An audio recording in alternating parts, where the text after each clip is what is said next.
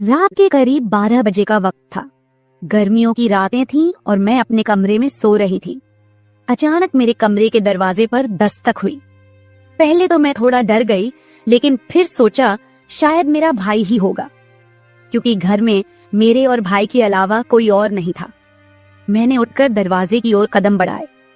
दरवाजा खोलते ही मैंने बाहर झांका, लेकिन वहां कोई नहीं था। मैंने सोचा शायद ये मेरा वहम होगा। मैं वापस बिस्तर पर लेटने लगी। अचानक दरवाजे पर फिर से पहले से भी ज्यादा जोर की दस्तक हुई। मैंने कांपती हुई आवाज में पूछा, कौन है? लेकिन कोई जवाब नहीं आया। डरते हुए मैंने दोबारा दरवाजा खोला और वहां मेरा भाई खड़ा था। उसने मुझसे कहा, क्या हुआ दीदी, इतनी घबराई हुई क्यों लग रही हो? वो मुझे आज कुछ अजीब सी नजरों से देख रहा था। मैंने सोचा शायद मैं ही ज्यादा सोच रही हूँ, लेकिन मुझे क्या पता था कि उस रात कुछ ऐसा होने वाला था जिसने मेरी पूरी जिंदगी को बर्बाद कर दिया, जिसे मैं चाहकर भी कभी भूल नहीं पाई। अब मैं आपको अपनी जिंदगी का वो सच बताने जा रही हूँ जिसे मैंने आज तक सबसे छुपा कर रखा था। यह सच ऐसा है जो मेरी हर रात की नींद और हर दिन का सुकून छीन ले गया। इसे सुनने के बाद शायद आपकी रूह कांप उठेगी। दोस्तों, कहानी सुनने से पहले दिल थाम कर बैठिएगा, क्योंकि कहानी बहुत ही खतरनाक होने वाली है। अगर चैनल पर पहली बार आए हैं तो चैनल को सब्सक्राइब जरूर कर लीजिएगा। तो चलिए कहानी शुरू करते हैं। मेरी उम्र 20 साल हो चुकी थी और मैंने नया नया जवानी की दहलीज पर कदम रखा था। मैं कॉलेज में सेकेंड ईयर की पढ़ाई कर रही थी। उन दिनों गर्मी का मौसम था और हमें कॉलेज से छुट्टियां मिल गई थीं। रोज की तरह आज भी पूरे घर की सफाई करने के बाद मैं अपने बिस्तर पर आराम कर रही थी।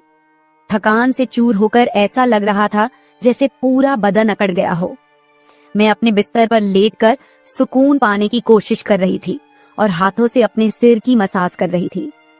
अचानक मेरा भाई राहुल मेरे कमरे में आया और दरवाजा बंद करके कहने लगा, क्या हुआ दीदी, तबीयत तो ठीक है? मैंने कहा, क्या भाई, मम्मी सारा काम मेरे सर पर डालकर चली जाती हैं।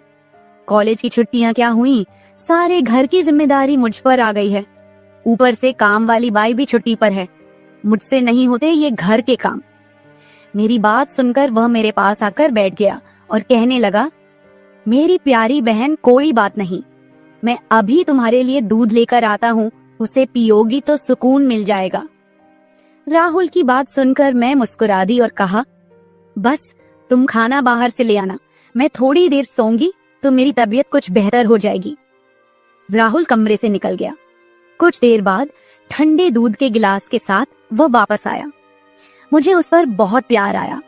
दुनिया में बहुत कम ही ऐसे भाई होते हैं जो अपनी बहनों का इतना ख्याल रखते हैं। मैं उसे ढेर सारा आशीर्वाद देने लगी और उसका लाया हुआ दूध पीने लगी। दूध पीने के बाद मैं अपने बिस्तर पर लेट गई।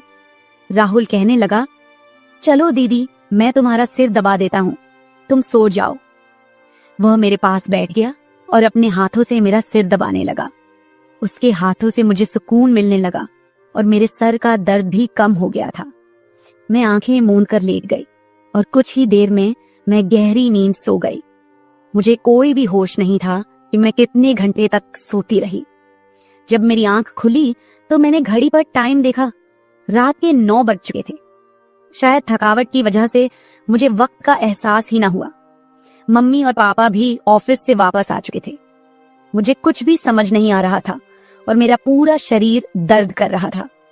मैं बिस्तर से उठकर बाथरूम जाने लगी। तभी मुझे चक्कर आ गए। मुझे ऐसा लग रहा था जैसे सब कुछ घूम रहा हो और अगर दीवार का सहारा नहीं लिया होता तो शायद गिर जाती। खुद को संभालते हुए मैं फ्रेश होकर बाहर आई। देखा कि सभी खाने के टेबल पर बैठे हुए थे और मेरे आने का इंतजार कर रहे थे। मैं जाकर आराम के साथ कुर्सी पर बैठ गई। मेरी हालत काफी खराब हो चुकी थी और थकावट से मेरा पूरा बदन दर्द कर रहा था। राहुल ने देखा कि मैं थकी हुई हूँ तो तुरंत मम्मी से कहने लगा, मम्मी देखिए, अंजलि दीदी पर काम का बोझ थोड़ा कम डाला करे।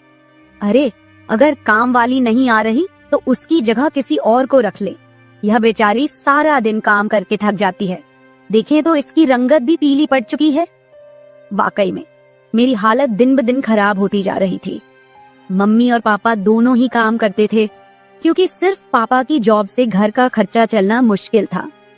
साथ ही हमारी पढ़ाई का खर्च भी काफी था, इसलिए मम्मी भी उसी कंपनी में काम करती थी जहां पापा।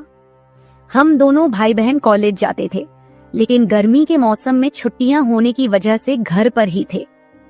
मैंने एक बात नोटिस की थी कि पिछले कुछ हफ्तों से राहुल मेरे कुछ ज्यादा ही करीब होने लगा था। जब से मुझे कॉलेज से छुट्टियां मिली थीं, तब से वह मेरा कुछ ज्यादा ही ख्याल रखने लगा था। अगर मैं घर का कोई काम करती तो वह आकर मदद करने लगता। कभी कभी काम करते वक्त मुझे थकावट महसूस होती तो वह मुझे आराम से बिठाकर मेरा सिर दबा देता। जब मैं उसे मना करती तो वह हंसते हुए कहता, नहीं दीदी, तुम बहुत काम करती हो, अब मेरा हक बनता है कि तुम्हें सुकून दो। मैं उसे रोक नहीं पाती और चुपचाप लेटी रहती। लेकिन एक रात जो हुआ, उससे मेरे होश उड़ गए थे। क्या राहुल कभी ऐसा कर सकता था? मैं अपने कमरे में सो रही थी। आधी रात के करीब मुझे महसूस हुआ कि जैसे कोई मेरे कमरे में आकर खड़ा हो गया हो। धीरे धीरे वह बिस्तर के पास आ रहा हो और मैं सोते हुए भी महसूस कर सकती थी कि कुछ अजीब हो रहा है। मुझे तुरंत झटका सा लगा और मैंने आंखें खोल दी। कमरा पूरी तरह से अंधेरे में डूबा हुआ था और जब मैंने उठकर देखा तो अंदर कोई नहीं था। बस कमरे का दरवाजा थोड़ा सा खुला हुआ था और मुझे याद था कि मैं हमेशा सोने से पहले दरवाजा बंद करके सोती थी। तो फिर वह कैसे खुला था? मैं चुपचाप उठकर दरवाजे को लॉक करने लगी। फिर से बिस्तर पर जाकर सोने की कोशिश की, लेकिन जैसे ही मेरी आंखें बंद हुईं, मुझे फिर से कुछ कदमों की आहट सुनाई दी, जैसे कोई बिस्तर के पास आकर बैठा हो। और फिर मुझे लगा जैसे कोई मेरे पास आकर अपना हाथ बढ़ा रहा हो। मैंने पलट कर देखा, लेकिन कोई नहीं था। मेरी धड़कन तेज हो गई थी और मुझे घबराहट होने लगी थी। मैंने घबराते हुए कमरे की लाइट ऑन की और दरवाजा खोलकर बाहर झांका, लेकिन वहां कोई नहीं था। आज से पहले ऐसा कभी नहीं हुआ था जो अब हो रहा था। मुझे प्यास लगी तो मैं कमरे का दरवाजा खोलकर बाहर निकली। उसी वक्त राहुल भी अपने कमरे से बाहर निकला। मुझे देखकर उसने पूछा, क्या बात है, आप अभी तक जाग रही हैं? मैंने जवाब दिया, कुछ नहीं, बस ऐसा महसूस हुआ जैसे कमरे में कोई मौजूद हो। पानी पीकर मैं दोबारा कमरे में आई और पीछे पीछे वह भी आ गया। उसने कहा, आपको डरने की जरूरत नहीं है। अगर आपको डर लग रहा है तो मैं आपके पास सो जाता हूँ। मैंने उसे मना किया, नहीं, तुम्हें परेशान होने की जरूरत नहीं है, जाओ और आराम करो। लेकिन वह जिद करने लगा कि मैं आपको अकेला किसी भी हाल में नहीं छोड़ सकता। आपकी तबीयत खराब हो सकती है, मैं आपको तकलीफ में नहीं देख सकता। आप सो जाएं, मैं यही सो जाता हूँ। आखिरकार उसकी जिद के आगे मुझे झुकना पड़ा। मैं बिस्तर पर लेट गई और उसने भी सोफे पर तकिया रखा और मेरे पास में ही सो गया। लेकिन उस रात मुझे ऐसा महसूस हुआ जैसे कोई मेरी ओर काफी देर तक ध्यान से देखता रहा हो। उसने मेरे बालों को सहलाया, मेरे चेहरे पर उंगलियां फेरी और मैं सो रही थी। अगली सुबह जब मैं उठी तो मेरा मूड बड़ा अजीब था, लेकिन जब मैंने अपने आप पर गौर किया तो मैं हैरान रह गई। शुक्र था कि मैंने अपने आप को दुपट्टे से ढक रखा था। मेरी कमीज बेतरतीब हो चुकी थी। मुझे हैरत हुई क्योंकि आज से पहले मैं कभी इस तरह आराम से नहीं सोई थी। आज मैं बहुत खुश महसूस कर रही थी, न जाने क्या वजह थी। मैंने अपने भाई की तरफ देखा तो वह भी बहुत खुश था। मैंने उसको पूछा, तुम आज इतने खुश क्यों हो? तो कहने लगा, जिसको आप जैसी बहन मिल जाए वो क्यों ना खुश हो। घर के सारे काम निपटाकर जब मैं बैठी तो राहुल तेल लेकर मेरे पास आ गया। कहने लगा, अंजलि दीदी, आप अपने बाल खोल दे, मैं आपके सर में मालिश कर देता हूँ। मुझे उसकी हरकतें कुछ अजीब लग रही थीं। मैंने कहा, ये तुम्हारा काम नहीं है, जाओ अपनी पढ़ाई करो, मुझे मालिश की जरूरत नहीं है। मगर उसने मेरी बात नहीं मानी और खुद ही मेरे बालों से कैचर उतार कर कहने लगा, आप नखरे मत किया करो, किस्मत वालों को ही ऐसे भाई मिलते हैं। जब आपका भाई आपके खूबसूरत रेशमी बालों में मसाज करना चाहता है तो आपको क्या समस्या हो सकती है? आ जाइए, मैं आपके सर की मसाज कर देता हूँ, आपको बहुत सुकून मिलेगा। वो मुझे उठाकर कमरे में ले गया। मैं बेड पर तकिया रखकर लेट गई। मेरे बाल बेड से नीचे लटक रहे थे। वह मेरे सरहाने बैठकर मेरे बालों की मसाज करने लगा। राहुल मुझसे 3 साल छोटा था, मगर मुझे नाम से बुलाता था। कहता, आप इतनी प्यारी हैं कि आपको देखकर दिल करता है कि आप हमेशा इसी तरह मुस्कुराती रहें और मैं आपका लाभ उठाता रहूं। वह मेरे सिर की मालिश कर रहा था और उसके हाथों में जैसे जादू था। मुझे इतना मजा आया कि मैं नींद की वादियों में खोने लगी। तेल की खुशबू भी बहुत जबरदस्त थी। तेल की हल्की हल्की महक कमरे में फैल चुकी थी। मैंने उत्सुकतावश उससे पूछा, ये तेल कौन सा है? उसने मुस्कुराते हुए जवाब दिया, ये एक खास तेल है जो आपकी सुंदर जुल्फों को और भी चमकदार बनाएगा। आपके बालों की खास देखभाल के लिए ही लाया हूँ। उसकी बातें मुझे बहुत अजीब सी लग रही थी। मैं समझ नहीं पाती थी कि वह किस तरीके से बात कर रहा है। मालिश के दौरान कब मुझे नींद आ गई, पता ही नहीं चला। कुछ समय बाद जब मेरी आंख खुली तो मेरे पूरे बदन में भारीपन महसूस हो रहा था। ऐसा लगा रहा था जैसे किसी ने मुझ पर बहुत ज्यादा वजन रख दिया हो। मेरी टांगों और हाथों में अजीब सा दर्द था, मानो घंटों तक मैं किसी भारी बोझ के नीचे रही हूँ। पूरे बदन में दर्द सरायत कर रहा था। मैं धीरे धीरे उठकर बैठी और चारों तरफ नजर दौड़ाई। मेरे कपड़े हल्के हल्के गीले हो गए थे और पंखा भी बंद था। कमरे में गर्मी का एहसास हो रहा था। मैंने चक्कर खाती हालत में बेड से नीचे कदम रखा, मगर पैरों में जैसे जान नहीं थी। मैंने अपने भाई को देखा जो शांत और सामान्य नजर आ रहा था। लेकिन ये सब क्या हो रहा था? मुझे समझ नहीं आ रहा था कि आखिरकार ऐसा क्यों हो रहा है। बड़ी मुश्किल से खुद को घसीटते हुए मैं बाथरूम पहुंची और फ्रेश होकर आई। आईने में अपनी हालत देखी तो ऐसा लगा जैसे मैं पूरी रात सोने की बजाय किसी मेहनत वाले काम में जुटी रही हूँ। जब मैं कमरे से बाहर निकली तो मुझे हल्की हल्की फुसफुसाने की आवाजें सुनाई दी। ऐसा लगा जैसे कोई किसी से बातचीत कर रहा हो। घर में मेरे और राहुल के अलावा कोई नहीं था। फिर वह किससे बात कर रहा था? प्यास लगने के कारण मैं पहले किचन में पानी पीने गई, लेकिन तब तक आवाजें आनी बंद हो चुकी थीं। जैसे ही मैं किचन के दरवाजे के पास पहुंची, राहुल बैठक से बाहर निकलता दिखा। उसके हाथों में कई नोटों के बंडल थे और उसके चेहरे पर एक अजीब सी मुस्कान थी। मेरे माथे पर बल पड़ गए। उसने जैसे ही मुझे देखा चौंक गया। कहने लगा, दीदी आप उठ गईं। मैंने बिना जवाब दिए धीरे धीरे उसके करीब जाकर पूछा, ये पैसे कहाँ से आए? वह हड़बड़ा गया और तुरंत उन्हें अपनी जेब में डालने की कोशिश करने लगा। मैंने उसका हाथ पकड़कर उन पैसों को बाहर निकाला और सख्ती से पूछा, सच सच बताओ, इतने पैसे तुम्हारे पास कैसे आए? वह घबरा गया और कहने लगा, प्लीज पापा को मत बताना। ये पैसे पापा के एक दोस्त ने पुराने कर्ज के रूप में लौटाए हैं। मैंने सोचा था कि इनसे मोबाइल खरीद लूंगा। उसकी बात सुनकर मेरा गुस्सा 7वें आसमान पर पहुंच गया। मैंने उसे डांटते हुए कहा, क्या तुम्हें घर की हालत का जरा भी अंदाजा नहीं है? मम्मी पापा दोनों इतनी मेहनत कर रहे हैं और तुम इन पैसों से मोबाइल खरीदने की सोच रहे हो। उसने शर्मिंदा होकर पैसे मुझे थमा दिए। मैंने वो पैसे रात को पापा को दे दिए। उस रात राहुल ने मुझसे एक भी बात नहीं की और जल्दी सोने चला गया। मैं अगले दिन किचन में काम कर रही थी जब राहुल अपने दोस्तों के साथ घर में दाखिल हुआ। मैं जितनी हैरान होती उतना ही कम था, क्योंकि वह अपने दोस्तों को सीधा लाउंज में ही ले आया था। उस वक्त मैं दुपट्टा उतारकर बर्तन साफ कर रही थी। जब वह सब हंसते हुए अंदर आए, मैंने तुरंत दुपट्टा ऊपर लिया और फिर राहुल को समझाने लगी कि यह क्या तरीका है? तुम जानते हो इस वक्त मम्मी पापा घर नहीं हैं, फिर भी इन लोगों को घर ले आए हो। राहुल मुस्कुराते हुए बोला, दीदी ये घर मेरा भी है और आपको कोई दिक्कत नहीं होनी चाहिए। वैसे भी ये मेरे खास दोस्त हैं, आप उनके लिए खाना बना दें। वह मुझसे काफी नाराज हो चुका था, मगर अब मैं क्या करती? खाना तो बनाना जरूरी था। मैंने मजबूर होकर खाना तैयार किया और टेबल पर लगा दिया। मैंने गौर किया कि उसके दोस्त बार बार मुझे घूर कर देख रहे थे। वे सभी राहुल की उम्र से बड़े थे और अजीब तरीके से घूर रहे थे, जैसे कच्चा ही खा जाएंगे। मैं तुरंत अपने कमरे में चली गई और दरवाजा बंद कर लिया।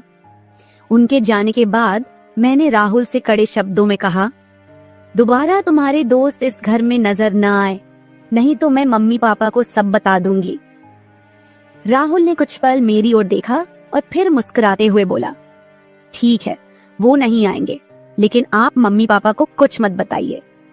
मुझे राहुल की हरकतें कुछ मुश्किल सी लगने लगी थी, क्योंकि वह मुझे अजीब तरह से देखने लगा था। उस रात मैं बिस्तर पर लेटी थी और आराम करने की कोशिश कर रही थी। अचानक मैंने महसूस किया कि मेरे पैरों पर किसी का हाथ था।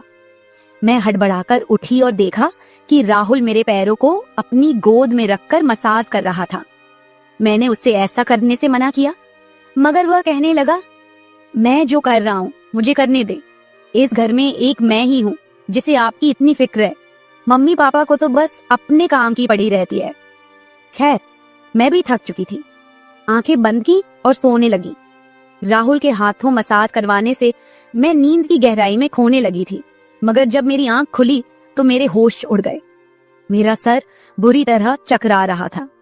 बिस्तर की चादर बिल्कुल बेतरतीब हो चुकी थी। बिस्तर पर एक पुरुषों की शर्ट और परफ्यूम रखा हुआ था। यह सामान किसका था? मैं तो कुछ भी बोल नहीं सकी।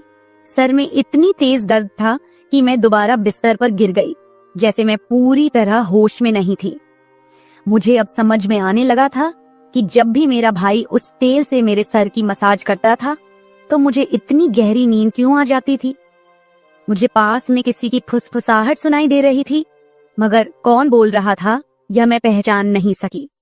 मुझे तो बस राहुल की आवाज सुनाई दे रही थी। ऐसा लग रहा था जैसे वह मेरे कमरे में मौजूद हो और मुझे उठाने की कोशिश कर रहा हो, लेकिन मैं कुछ भी साफ नहीं देख पा रही थी।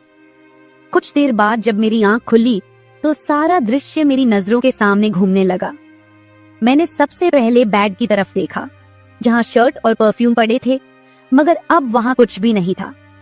आज फिर मेरी हालत बड़ी अजीब थी। मैं बच्ची तो नहीं थी जो ये सब कुछ समझ ना पाती। घर में मेरे और राहुल के अलावा और कोई नहीं था। फिर मेरे सोने के बाद ऐसा क्या होता था कि मेरा पूरा शरीर पानी से नहला दिया गया हो। सिर्फ इतना ही नहीं, मेरा शरीर दर्द से चूर था और रंगत भी बिल्कुल पीली हो चुकी थी। दिन ब दिन मैं कमजोर होती जा रही थी। उस दिन भी राहुल मेरे करीब आने की कोशिश कर रहा था, मगर मैं बहाना बनाकर अपने कमरे में आ गई थी। दिमाग में अजीब से विचार आने लगे थे। तबीयत भी काफी खराब थी। माँ ने मेरी हालत देखकर पूछा, क्या बात है, तुम ठीक नहीं लग रही हो। मैंने कुछ नहीं कहा। माँ ने कहा कि अगले दिन वे मुझे डॉक्टर के पास ले जाएंगी। उस रात मैं बार बार उठ रही थी और ठीक से सो नहीं पाई। अगले दिन मेरे मम्मी पापा रोज की तरह अपने काम पर चले गए थे। उन्हें शायद मेरी परवाह नहीं थी। मैं खुद ही डॉक्टर के पास गई, जहां अल्ट्रासाउंड में पता चला कि मैं पेट से हूं। मेरे तो पैरों तले जमीन खिसक गई। आखिर यह सब मेरे साथ कौन कर सकता था? राहुल मेरा भाई था, लेकिन फिर मेरे दिमाग में यह बात आई कि वह मेरा सौतेला भाई है। वो माँ की दूसरी शादी से हुआ था, जबकि मैं उनकी पहली शादी की औलाद थी। इस तरह की बातें मुझे गलत सोचने पर मजबूर कर रही थीं। समझ नहीं आ रहा था कि कैसे अपने माँ बाप को यह बात बताऊं। राहुल मेरा सौतेला भाई जब मेरे पास बैठता तो कभी मेरा हाथ पकड़ता तो कभी मेरे गाल खींच देता। उसकी हरकतें मुझे परेशान कर रही थीं, लेकिन मैं उसको कुछ कह नहीं पा रही थी। मेरे दिमाग में यही सवाल गूंज रहे थे कि आखिरकार मेरे साथ ऐसा कौन कर सकता है। फिर मैंने एक दिन अपने कमरे में मोबाइल का कैमरा फिट करके रख दिया ताकि सच्चाई सामने आ सके। उस दिन हमारे माता पिता घर पर नहीं थे। राहुल फिर से मेरे पास आया और मेरे सिर की मालिश करने लगा। मैंने पूरी कोशिश की कि मैं न सोऊं, लेकिन वह तेल इतना अजीब था कि मैं उसकी खुशबू से बेहोश हो गई। 1 घंटे बाद जब मेरी आंखें खुली तो माँ पापा घर लौट चुके थे। मैंने सबसे पहले कैमरे की रिकॉर्डिंग देखी। जो कुछ मैंने देखा वह मेरे होश उड़ा देने के लिए काफी था। राहुल मेरे कमरे में अपने दोस्तों को लाता था जो मेरे साथ बुरा व्यवहार करते थे। फिर अपना काम पूरा करने के बाद वे राहुल को पैसे देते और चले जाते। जब मुझे इस सच का पता चला तो मैं पूरी तरह से टूट गई। मैं गुस्से में अपने कमरे से बाहर आई और राहुल का गिरेबान पकड़कर मैंने उसे थप्पड़ मारने शुरू कर दिए। मेरी चीख सुनकर मम्मी पापा भी वहां आ गए। पापा ने मेरा हाथ पकड़ लिया और गुस्से में कहने लगे, क्या हो गया है? तुम इसे क्यों मार रही हो? होश में हो? क्या पागल हो गई हो? क्यों मार रही हो इसे? मैंने रोते हुए वीडियो दिखा दी कि यह जलील इंसान मेरे साथ क्या कर रहा था। वीडियो देखते ही माँ बेहोश होकर जमीन पर गिर गई। ये देखकर पापा को भी बहुत ज्यादा गुस्सा आया। उन्होंने राहुल को गुस्से में पकड़ लिया और उसे बुरी तरह पीटना शुरू कर दिया। उसके मुंह और नाक से खून बह रहा था। राहुल ने गुस्से में कहा, मैंने इसे कभी भी अपनी बहन समझा ही नहीं।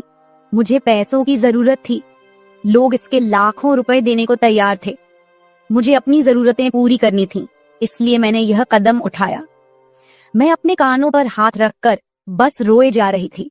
पापा ने उसे इतना मारा कि वो लहूलुहान हो गया, लेकिन जैसे तैसे खुद को छुड़ाकर वह घर से भाग गया और फिर कभी उस घर में वापस नहीं आया। इस हादसे को मेरे लिए भूल पाना तो दूर, इसे याद करते हुए आज भी मेरी रूह कांप जाती है। भाई वही होता है जो आपके सगे खून का हो।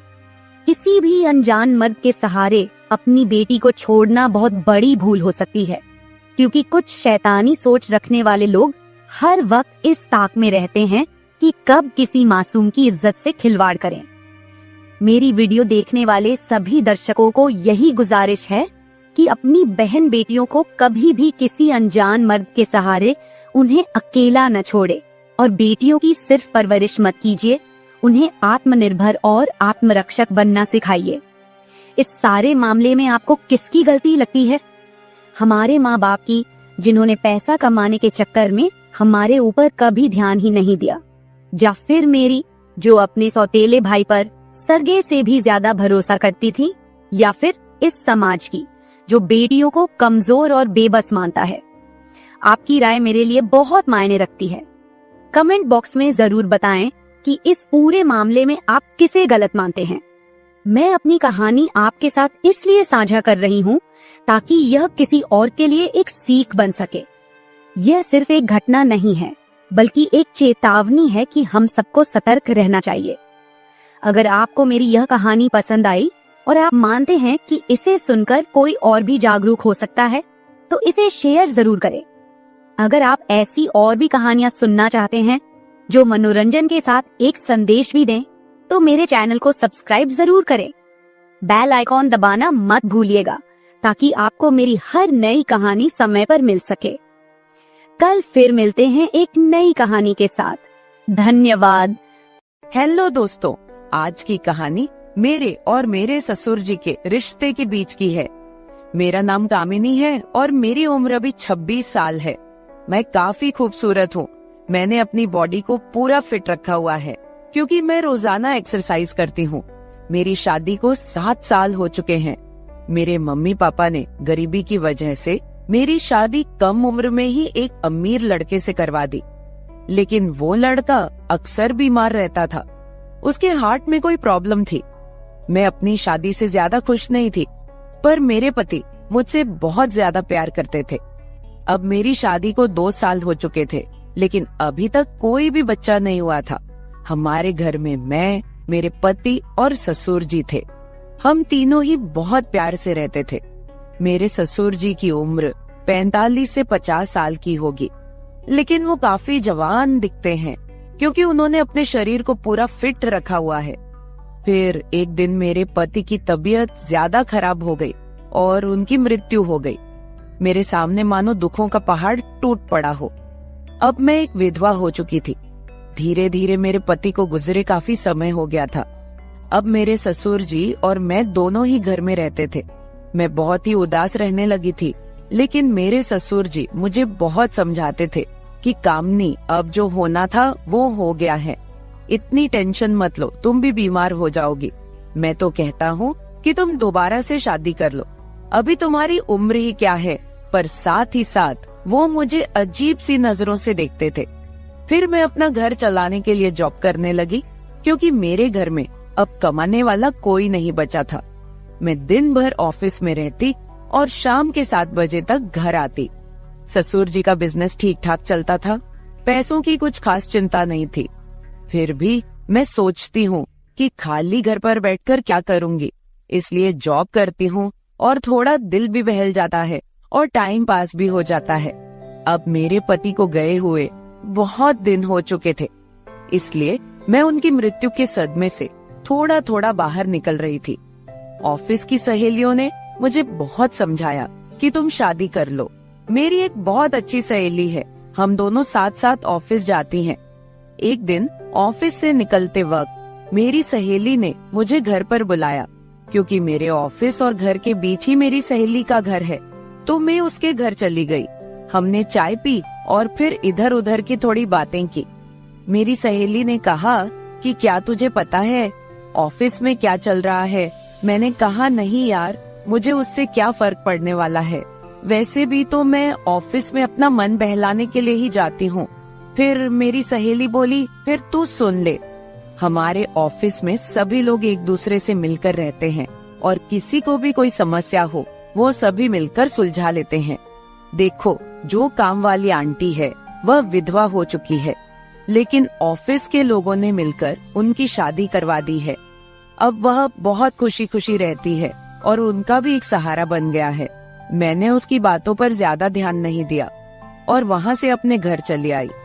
मैं थोड़ा थोड़ा अपनी सहेली की बातों को समझ रही थी कि वो मुझे शादी करने के बारे में बोल रही हैं। फिर मैंने घर आकर ससुर जी को खाना बनाकर दिया और खुद भी खाना खाया। मैं अपने कमरे में बैठी थी, मुझे नींद नहीं आ रही थी। सुबह के लगभग 10 बज रहे थे। आज रविवार था, मुझे ऑफिस नहीं जाना था। तभी मेरे दिमाग में मेरी सहेली के मुंह से सुनी हुई बातें चलने लगी। मैं सोच सोचकर परेशान सी होने लगी।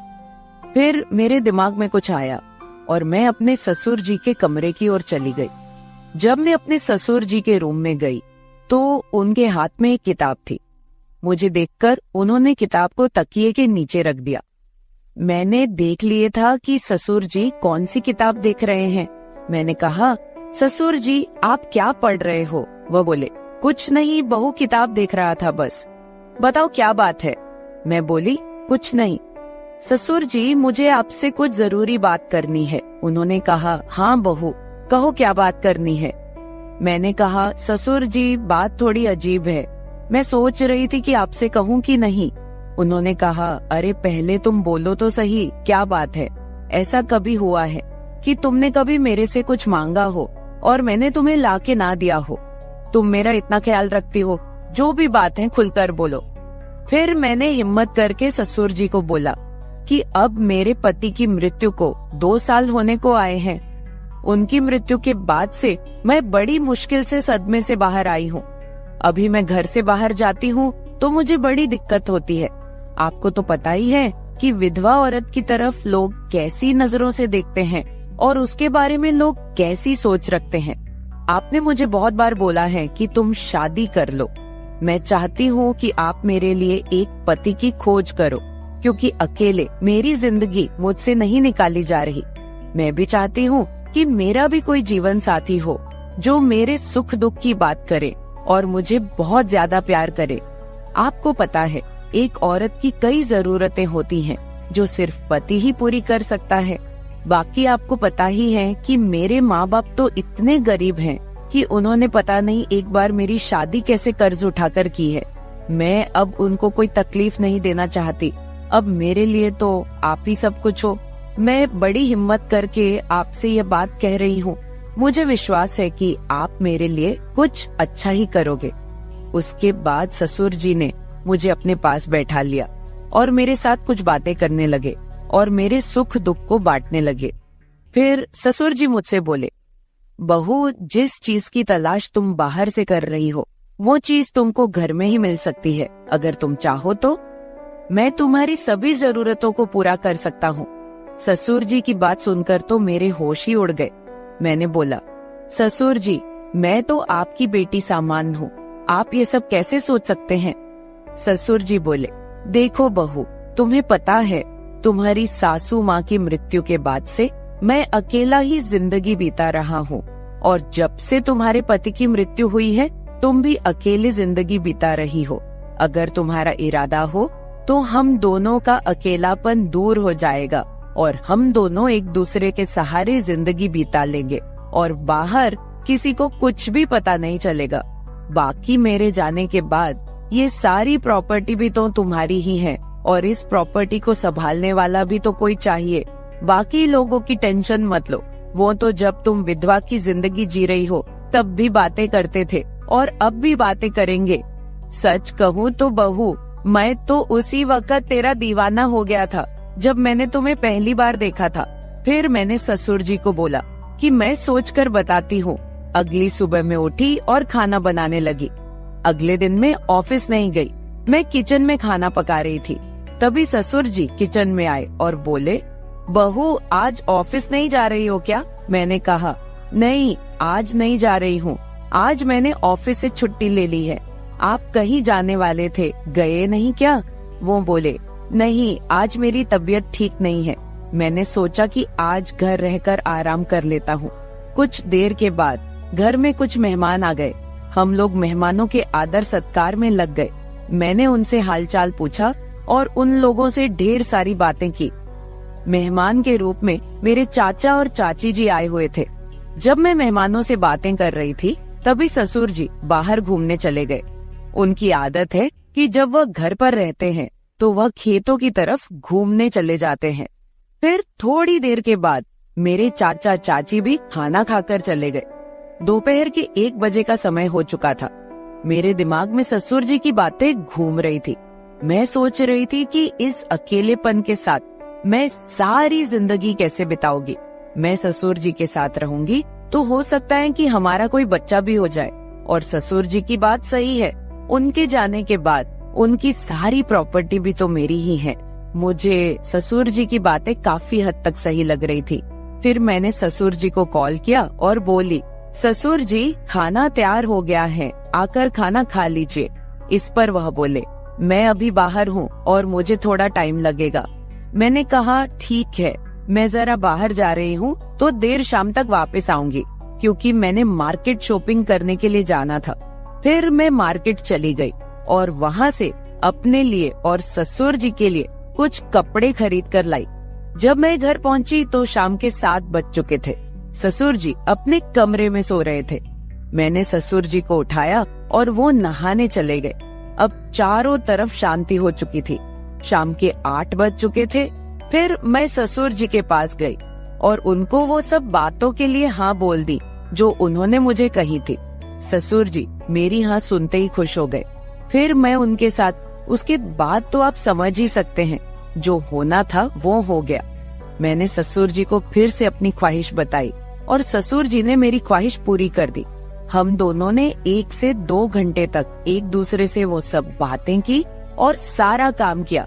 इस तरह से हम दोनों ससुर बहू काफी खुशी खुशी पति पत्नी की तरह रहने लगे।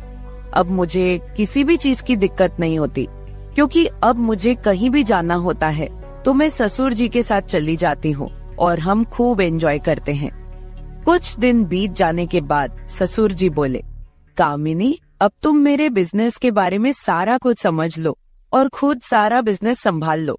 फिर मैंने जॉब छोड़कर ससुर जी का सारा बिजनेस खुद संभाल लिया। अब हम दोनों पति पत्नी के जैसे रहने लगे हैं। मैं ससुर जी की हर बात का ख्याल रखती हूँ और वो भी मेरी हर बात का ख्याल रखते हैं।